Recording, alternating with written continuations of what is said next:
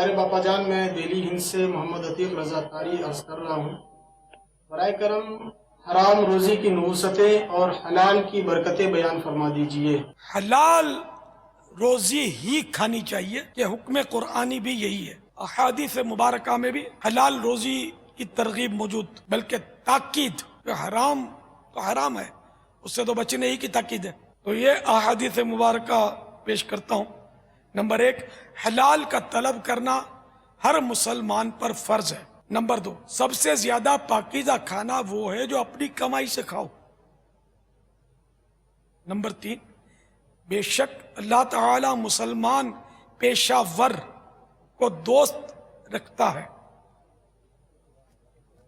Number 4، جسے مزدوری سے تھک کر شام آئے تو اس کی وہ شام مغفرت ہے۔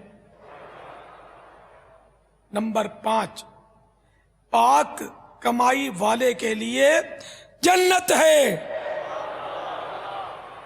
نمبر 6، کچھ گناہ کفارہ، نہ نماز ہو، نہ روزے، نہ حج، نہ عمرہ، ان گناہوں کا کفارہ وہ پریشانیاں ہوتی ہیں جو آدمی کو تلاش معاش حلال، یعنی حلال روزی کی تلاش میں پہنچتی ہیں۔ لقمہ حلال کی تو کیا بات ہے، حدیث پاک میں جس نے حرام کا ایک لقمہ کھایا تو 40 دن تک اس کی کوئی نماز قبول نہیں ہوگی، 40 روز تک اس کی کوئی دعا قبول نہیں ہوگی۔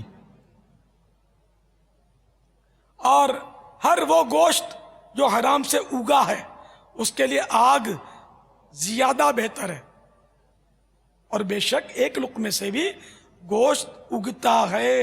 مکاشفۃ القلوب میں ہے، آدمی کے پیٹ میں جب حرام کا لقمہ پڑا تو زمین و آسمان کا ہر فرشتہ اس پر لعنت کرے گا جب تک اس کے پیٹ میں رہے گا، اور اگر اسی حالت میں یعنی پیٹ میں حرام لقمے کی موجودگی میں موت آ گئی تو داخل جہنم ہوگا۔